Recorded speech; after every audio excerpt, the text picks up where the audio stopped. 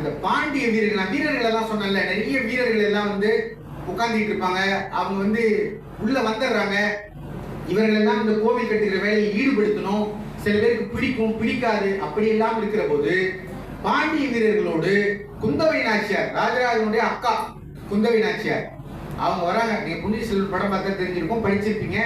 ஒரு அருமையான ரோல், ரொம்ப பலமான ரோல். ஒரு பெண் கதாபாத்திரம்னா குந்தவை. அவங்க இந்த இதுல ரொம்ப அழகா ஒரு மென்மையா வந்து போறாங்க. அவங்க அந்த பாண்டிய வீரர்களை எல்லாம் அமர வைத்து பேசுறாங்க. பேசி நீங்க ஒன்றும் கவலைப்பட வேணாம், நீங்க வந்து போரில் தோத்துட்டோம், சோழர்களோடு அடிமைப்பட்டுட்டோம், இந்த கோயில் வேலையில் நம்ம ஈடுபடுத்துறாங்கன்னா நீங்க வருத்தப்பட வேணாம். அப்படி யாருக்காவது சொன்னா நீங்க பாண்டிய நாட்டுக்கு போயிடுங்க, நான் உங்களை விடுதலை செய்யறேன் அப்படின்னா. உடனே அவர்கள் எல்லாம் அந்த வீரர்கள் எல்லாம் நெகிழ்ச்சியாரம், வாங்க எல்லாரும் சாப்பிடுவோம் அப்படின்னு குந்தவை தேவி அந்த வீரர்கள் எல்லாம் அமர வைத்து அவங்களோட சாப்பிடுறாங்க. உடனே அவங்க எல்லாம் நெகிழ்ந்து போயிடுறாங்க. அந்த வீரர்கள் எல்லாம் பாருங்க எப்படி அவங்க அணுகுமுறை பாருங்க. உடனே ஒரு பாண்டிய வீரன் வந்து நான் இங்க இருந்து போகவே மாட்டோமா, இந்த வேலையெல்லாம் முடிச்சு கொடுத்துட்டு போறோமா அப்படின்னு சொல்லி அப்படி நெகிழ்ச்சியோட பேசுகிற போது அவங்க தோல் மேல கை வைக்கிறாங்க. தோல் வைத்து சகோதரா அப்படின்னு பேசுறாங்க. என்ன மாதிரியான கதாபாத்திரம் பாருங்க. அந்த பாண்டிய வீரன் மேல கை வச்சு அழுத்தி, சகோதரா உனக்கு என்ன வேணாலும் கேட்டு நாங்க செய்வோம், நீ எதுவும் அந்நிய நாடு என்று எண்ணிக்கொள்ளாதே, நாம் எல்லாரும் தமிழர்கள், நாம் எல்லோரும் சிவனை வணங்குபவர்கள், நாம் எல்லோரும் சகோதர சகோதரிகள்னு ஒரு பெரிய ராணி மாதிரி இருக்கக்கூடியவர் ஒரு வீரன் மேல கை வச்சு சகோதரான்னு அழைக்கிற போது அவன் என்ன பண்ணிருப்பாங்க பாருங்க. உங்களுக்கு எவ்வளவு பேரை உள்ள இழுத்துக்காங்க பாருங்க. அவன் நெகிழ்ந்து போறான், அவன் ரொம்ப ஆச்சரியமாகிறான். அவன் பேர் குணசீலன். அந்த பாண்டிய நாட்டு ஒரு தளபதி நிர்வாகத்தில் இருந்தவன். இங்க இவங்கிட்ட போரிட்டு மாட்டிக்கிட்டதுனால இவங்களோட சிறைவிட்டு விடுகிறான் அப்படின்னு அந்த கதாபாத்திரம் வருகிறது. அந்த குணசீலன் வந்து இவனை அழைச்சிட்டு போய் வந்தியத்தேவர் வேலைக்கு வைத்துக் கொள்கிறார். அங்க இவனுக்கு நல்ல உணவு கொடுங்கன்னு சொல்றாங்க. உள்ள போனா அங்க ஒரு கதாபாத்திரம், அருமையான கதாபாத்திரம், முத்தான பொன்னங்கை அப்படின்னு ஒரு கதாபாத்திரம், ஒரு பெண் கதாபாத்திரம் இன்ட்ரோடியூஸ் பண்றாரு. அது எப்படின்னா ஒரு பெண் அதிகாரிச்சி அப்படிங்கிற வார்த்தை பயன்படுத்துறாரு.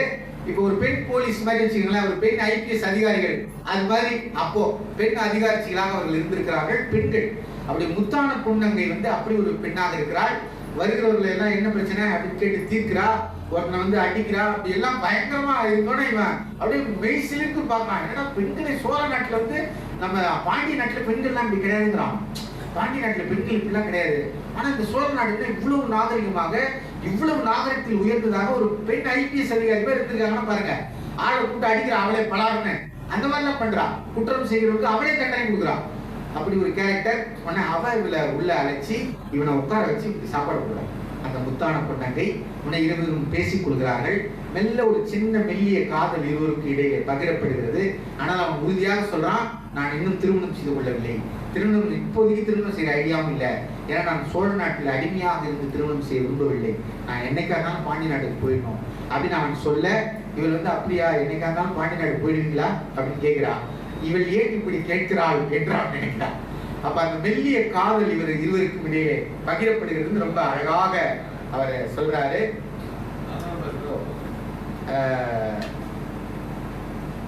இந்த குணசீலனை வந்து இவன் உண்மையாகவே பாண்டிய தேசத்துக்கு வந்து சின்சியரா உழைப்பானா அப்படின்னு இவனை டெஸ்ட் பண்ணணும்னு அந்த வீரர்கள் திட்டமிடுறாங்க. அதுக்கு ஒரு குழு வச்சிருக்காங்க. என்ன பண்றாங்க, அந்த குணசீலனை கூட்டிட்டு போய் ஒரு மருந்து, அது புளித்த கல், அந்த கல்லை வாயில ஊத்துறாங்க. அதை ஊத்தி அதுல சில மூலிகை எல்லாம் கலந்து ஊத்திட்டாங்கன்னா பாருங்க, நம்ம இப்போ ஒற்றர் படை, நம்முடைய விஜிலன்ஸ் இந்த மாதிரி இருக்கிறதுல என்னெல்லாம் செய்யுமோ அதெல்லாம் அன்னைக்கு செஞ்சிருக்காங்க பாருங்க. அப்ப அந்த மருந்து அவன் வாயை ஊத்துனோன்னே அவனோட சப்கான்சியஸ் மைண்ட்ல இருந்து பேசுவான். அவன் உண்மைக்கே என்னெல்லாம் மனசுல வச்சிருக்கானோ அதை பேசுவான். அப்ப இவன் உண்மையாவே பாண்டிய வீரனாக இருந்தால், உளவாளியாக இருந்தால், இவன் எதுக்கு சோழ நாட்டுல தங்கி இருக்கிறான், அது இங்கேயே ஏன் இருக்க விரும்புகிறான் என்கிற ரகசியங்களை எல்லாம் இவன் சொல்லிவிட வேண்டும் என்று இவர்கள் எதிர்பார்க்கிறார்கள். ஆனா அவன் உண்மைக்கே தடுமாறி பேசுறான். பேசி சொல்றான், நான் ராஜராஜ சோழனை வணங்குகிறேன், உண்மையாகவே இப்படிப்பட்ட ஒரு அரசனை நான் பார்க்கவில்லை, இவ்வளவு பெரிய கோயில் கட்டணும்னு சொல்றாங்க, நான் உண்மையாகவே இந்த நாகரிகத்தையும் பண்பாட்டையும் தெரிந்து கொள்ளவே இங்க இருக்கிறேன், ஆனாலும் நான் பாண்டி நாட்டுக்கு போயிடுவேன், இதெல்லாம் கத்துக்கிட்டு அங்க போய் நான் இதெல்லாம் செய்யணும்னு ஆசைப்படுறேன்னு ஒளறி ஒளறி கொளறி கொளறி சொல்றான். இவன் உடனே கைகள்லாம் பிணைக்கிறாங்க, ஒரு சங்கி போட்டு கட்டுறாங்க. கட்டிட்டு நீ அடிமைதானேன்னு கேட்கிறாங்க. ஆம் நான் அடிமைங்கிறான். அப்படியே இருந்து வெளியில் வாங்குறாங்க. அவங்க சங்கியை இழுத்துட்டு வெளியில் வரும்போது அவன் கழுத்தெல்லாம் ரத்தம் வருது. ஏதோ இங்க கும்பலா இருக்குது, ஒரு கூச்சல் குழப்பமாக இருக்குது போது அந்த பக்கம் ராஜராஜ சோழர். அவர் வந்தவரை டக்குன்னு இவனை நிறுத்தி பாக்குறாரு. கடகடன்னு கிட்ட வந்துடுறாரு. கிட்ட வந்து என்ன இப்படி பண்ணிட்டு இருக்கீங்க, யார் இவன்? இந்த மாதிரி பாண்டிய நாட்டு வீரன் குணசீலன், நாங்க இவன்கிட்ட வந்து என்ன இவன் எப்படிப்பட்டவன் பரிசோதித்துக் கொண்டிருக்கிறோம்னு இவருக்கு கோவம் வந்தது. அட பாவிலா, எப்படிப்பட்ட ஒரு வீரன் அவன், அவனை போய் இப்படி பண்ணி வந்தியத்தேவர் வந்துடுற. உடனே அவனுக்கு மாற்று மருந்து கொடுங்கன்னு அவ அந்த முத்தான பொண்ணை அழைத்து கொண்டு போய் ஆதூர சாலை என்பது மருத்துவமனை குறிக்கிறது, மருத்துவமனையில வச்சு அவனுக்கு மாற்று மருந்தெல்லாம் கொடுத்து அவனை தயார் பண்றாங்க. தயார் பண்ணோன்னே, இப்போ சொல், உனக்கு ஏன் பாண்டிய நாடை விட சோழ நாடு பிடித்திருக்கிறது என்றால், இந்த சோழ நாட்டினுடைய நாகரிகம் எனக்கு பிடித்திருக்கிறதுங்கிறான். எது சோழ நாட்டினுடைய நாகரிகம் சொல் அப்படின்னு வந்தியத்தேவர் பார்த்து கேட்கிறார். அவர் அப்படி நிற்கிறார். அது அப்படிங்கிறார். இந்த பக்கம் ஒருத்தரை பார்த்து கேட்கிறார், குந்தவையை பார்த்து கேட்கிறார், நீங்க சொல்லுங்க அக்கா, எது சோழ நாட்டின் நாகரிகம் அப்படின்னு கேட்கிறார். இப்போ குணசீலா, நீயே சொல், எதை பார்த்து நீ சோழ நாட்டின் நாகரிகம் என்று சொல்லுகிறாய் என்று அவன் சொல்லுகிற போது அவன் அருமையா ஒரு விஷயம் சொல்றாங்க. அதாங்க ரொம்ப அருமையான விஷயம். அவன் சொல்றான், இந்த இந்த சோழ நாட்டினுடைய நாகரிகம் என்பது என்னன்னா, நான் எதை பார்த்து வியந்தேன்னா, இங்க இருக்கிற இந்த சைவ நாயன்மார்களுடைய கதைகள் எல்லாம் இருக்கிறதே, அந்த கதைகள் எல்லாம் எனக்கு ஆச்சரியமாக இருக்கிறது. இப்படி ஒரு நாகரிகமான, ஒரு பண்பான, ஒரு மாபெரும் ஆளுமைகளை எல்லாம் இந்த சைவ அடியார்களாக, நாயன்மார்களாக நீங்கள் காட்டுகிறீர்களே, அவர்கள் வாழ்ந்த வாழ்க்கை முறை இருக்கிறதே, இதுதான் நான் சைவ சோழ சாம்ராஜ்யத்தினுடைய நாகரிகமாக கருதுகிறேன்னு சொன்ன இவர் அப்படியே ஆச்சரியமாயிடுச்சு. என்னடா ஒருத்தன் வந்து பாண்டி நாட்டுல வந்து நம்ம நாயன்மார்களுடைய கதை, அவர்கள் வாழ்க்கை முறை, அதுவே சோழத்தினுடைய நாகரிகம்னு சொல்றானேன்னா, நம்ம எவ்வளவு பெரிய உயர்ந்த நாகரிகத்துக்கும் பண்பாட்டுக்கும் சொந்தக்காரர்கள் ரொம்ப மெய் சிலிர்த்து போகிறார். அடுத்தது அருண்மொழித்தேவன் அப்படின்னு ஒரு கேரக்டர். இப்ப ராஜராஜன் என்ன நினைக்கிறாரு, அப்படியானால் இப்படியான நம்ம சைவ நாயன்மார்களுடைய கதைகள் எல்லாம் நம்பியாண்டார் நம்பி அவர் மூலமாக தான் ஒவ்வொரு பாடலாக, ஒவ்வொரு கதையாக நமக்கு கிடைக்குது. நாம இந்திய தேசம் முழுக்க ஆட்களை அனுப்பணும். அனுப்பி இதை போல சைவத்தில் சிவத்தில் ஈடுபாடு கொண்ட அடியார்களுடைய வாழ்க்கை வரலாறுகளை எல்லாம் தொகுக்க வேண்டும் அப்படின்னு குந்தவை நாச்சியார் ராஜராஜன் பேசினான். ஆமா, கட்டாயம் செய்யணும். நானே போகட்டுமா அப்படிங்கிறான். நீயே போனா இங்க இருக்கிற வேலையில யார் பார்க்கறது அப்படின்னு கேட்கிறாங்க. சரி, அப்ப அதுக்கு ஒரு பெரிய டீம் போடுவோம், போட்டு இந்தியாவில் முழுக்க இருக்கிற வாழ்க்கை வரலாறுகளை எல்லாம் தொகுப்போம், நம்பியாண்டார் நம்பி மாதிரி ஒரு ஆள் வேணும் அப்படின்னு அவர்கள் பேசுகிறார்கள் என்று அந்த கதை போகுது. அடுத்த கேரக்டர் வந்து அருண்மொழித்தேவன். இந்த அருண்மொழித்தேவன் ராஜராஜனுடைய இயற்பெயரே அருண்மொழித்தேவன். இந்த அருண்மொழித்தேவன் யாருன்னா, இவர் ஒரு உபதளபதி போல, பிரம்மராயருடைய மகன் அருண்மொழித்தேவன். அவர் ராஜராஜி என்கிற ஒரு தேவரடியார் அந்த படையில வந்தாங்க பாருங்க, படையில அந்த பெண்ணும் இந்த அருண்மொழித்தேவனும் ஒருவரை ஒருவர் சந்திக்கிறார்கள், ஒருவரை ஒருவர் காதல் கொள்கிறார்கள் அப்படின்னு அந்த ஒரு காட்சி நகருது. இப்ப அடுத்த கேரக்டர் சீராளன் என்கிற ஒரு கேரக்டர். அற்புதமான ஓவியம். அப்படி பார்த்தா வரைஞ்சிடலாம். ஒரு 30 செகண்ட்ல பிகாசோ வரைஞ்சார் என்பதை போல பார்த்தா 60 வினாடிகள்ல ஒரு ஓவியத்தை வரையக்கூடிய ஒரு மாபெரும் ஓவியம். பாருங்க எவ்வளவு மகத்தான ஆளுமைகள் எல்லாம் இந்த கோவில்ல வேலை செஞ்சுக்காங்க. அப்படிதான் இப்படி பிரம்மாண்டமான படைப்பு அது உருவாய் அவனை உள்ள வரான். இப்ப சாளுக்கிய வீரர்கள் எல்லாம் ஒரு 10,000 பேர் குரூப்புல வராங்க. இப்படி போகுது. இப்போ கல்மார்கள் என்று ஆயுதம் அடிக்கிறவர்கள், அவங்கதான் அந்த படைக்கெல்லாம் ஆயுதங்களை தயார் செய்து தருபவர்கள். அவர்களுக்கெல்லாம் சில கோரிக்கை இருக்குது. அது என்ன மாதிரி அவங்க நினைக்கிறாங்கன்னு தெரிந்து கொள்ள வேண்டும் என்று ராஜராஜ சோழன் வந்து மாறு வேஷம் போட்டு, ஒரு புலவர் வேஷம் போட்டு அவர்கள் கூட்டத்துக்குள்ளே போறார், கிராமங்களுக்குள்ள போறார், அவர்களை சந்திக்கிறார். அப்படிலாம் காட்சி போகுது. அவர்கள் சொல்றாங்க, அண்ணா நீங்கள் வந்து எல்லா தேசத்தையும் பிடிக்கிறீங்க, நாங்க ஆயுதங்கள் தயாரித்து கொடுக்குறோம், இரவு பகலா வேலை செய்யறோம், எங்களுக்கு பல உயிர் கொடுக்குறோம், ஆனா நாங்க வந்து ஒரு கல்லுல வீடு கட்டிக்க முடியாதுங்கிறீங்க, இது என்ன நியாயம்? ஒரு கல்லுல வீடு கட்டிக்க முடியாது, ஒரு திண்ணையை வச்சு வீடு கட்டக்கூடாது, கேட்டா நாங்கள் கருமாறு 4ஆம் வர்ணத்தின்னு சொல்றீங்க, இது எந்த விதத்தில் நியாயம் அப்படின்னு அவர்கள் பேசுறாங்க. ராஜா சொன்னது கேட்டுக்கிட்டே இருக்கான். கேட்டு கூட பிரம்மராயர் நிற்கிறார். உடனே வேதியர் குலத்துல அந்த ஒரு பிரம்மராயர் நிற்கிறாரு. அவருக்கு வந்து உடம்பெல்லாம் துள்ளுது, என்னடா இவங்கெல்லாம் அப்படி பேசுறாங்களே.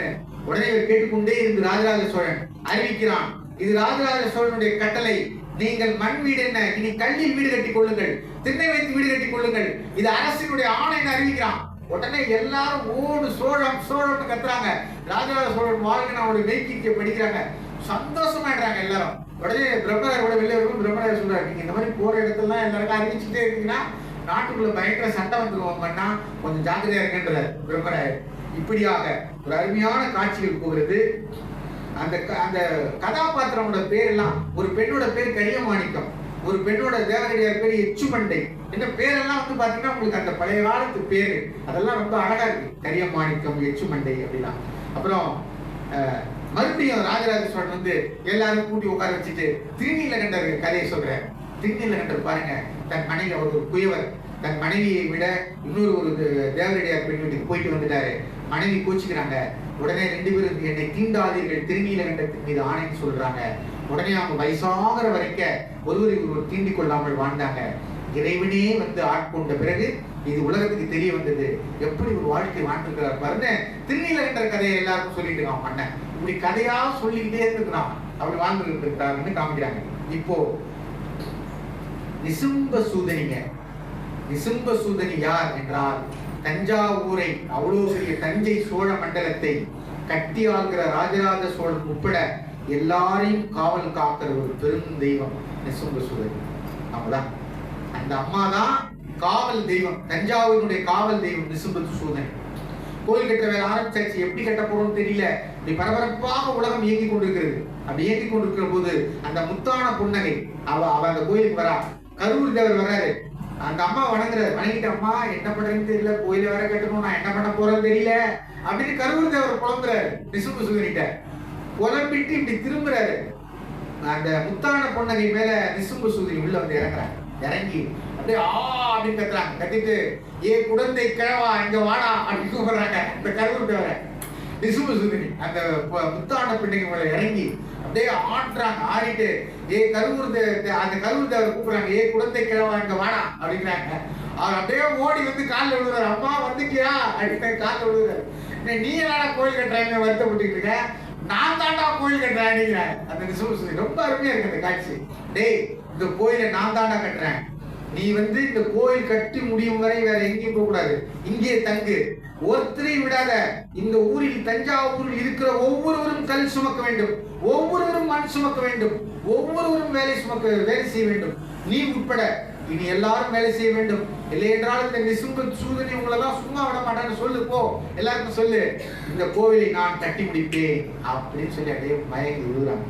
கரூர் தேவர் அப்படியே இந்த கத்தில டக்குனு கையை ரத்தத்தில் அப்படியே திலகமிட்டு காலில் விழுந்து வணங்கி, அம்மா நிசும்ப சூதனி, நீயே உத்தரவு கொடுத்துட்ட, இனி எனக்கு கவலை இல்லை அப்படின்னு செஞ்சுட்டே போறாரு. இந்த காட்சிகள் எல்லாம் நாம ரொம்ப ரசிக்க வைக்கிறார்.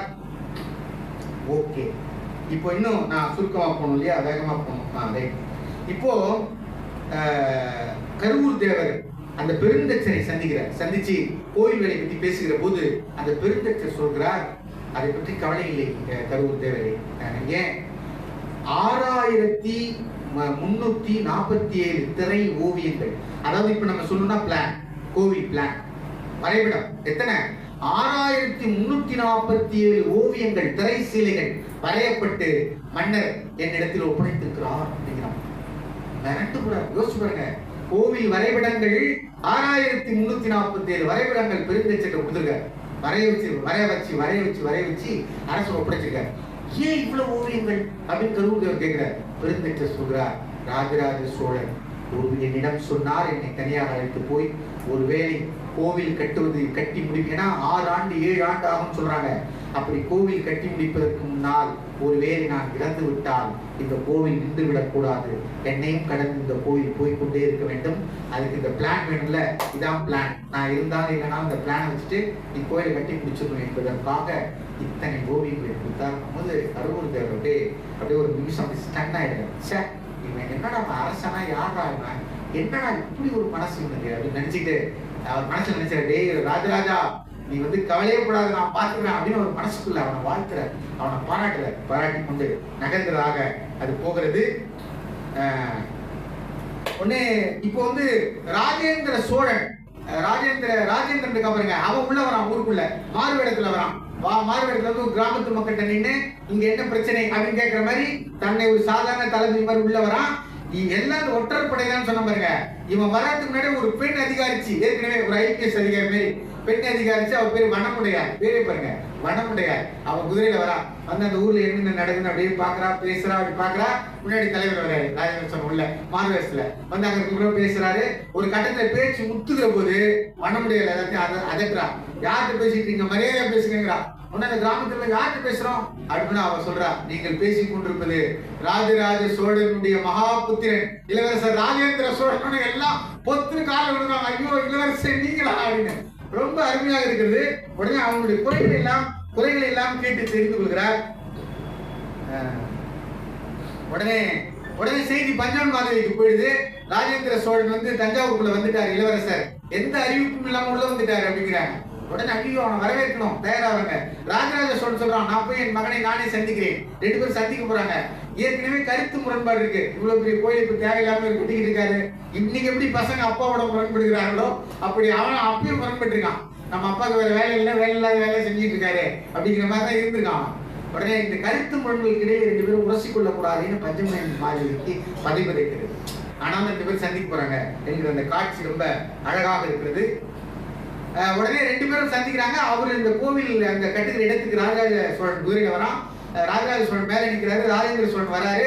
டக்குன்னு ஒரு மண்வெட்டி வாங்குறாரு. பாருங்க, ஒரு இளவரசன் மண்வெட்டி வாங்கி வேக வேகமா கொத்துறான். அந்த வேலை செஞ்சுட்டு இருக்கு. இவன் இறங்கி கடன் கொத்தி ஒரு 10 மண்ணை அள்ளி போடுறான். கூடையில அள்ளி போடுறான். மேலெல்லாம் மண்ணு. ஒரு ஆஜான பாபுவான பெரிய மீசை வச்ச ராஜேந்திர சோழன் அந்த வேலை செய்யறான். மண்ணு எல்லாம் எடுத்துட்டு உடனே ஒரு துணி வாங்கி மேலாம் தொடச்சிக்கிட்டு இப்படி எட்டி பார்க்கறான். மேல அவங்க அப்பா நிக்கிற ராஜராஜ சோழன் அப்படியே திடீர்னு மேலே ஏறி போறான்.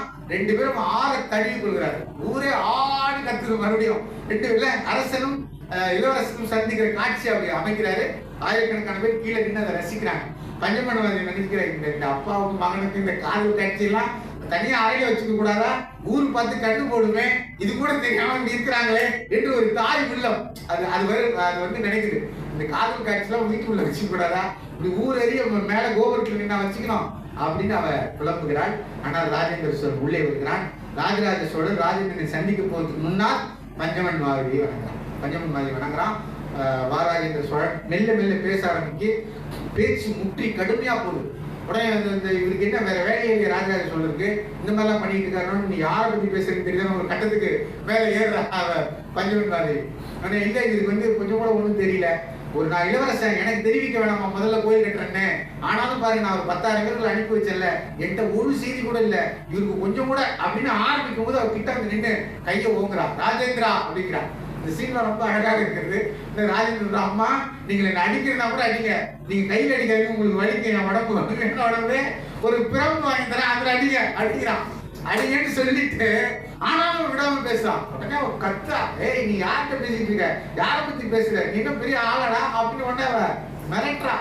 இப்போ ராஜராஜ சோழன் மெல்ல படியேறி மேல வந்துகிட்டே இருக்கிறாரு. இவங்க 2 பேரும் கத்தி பேசுறது எல்லாம் அரண்மனைக்கே கேக்குது. அமைதியா நின்று கேட்கிறார். கேட்டுட்டு அப்படியே மெல்ல படியேறி போகிறார். 2வது பாகம் நிறைவடைகிறது. வேகமா 2வது வார்த்தை நிறைவு செய்யலாம்.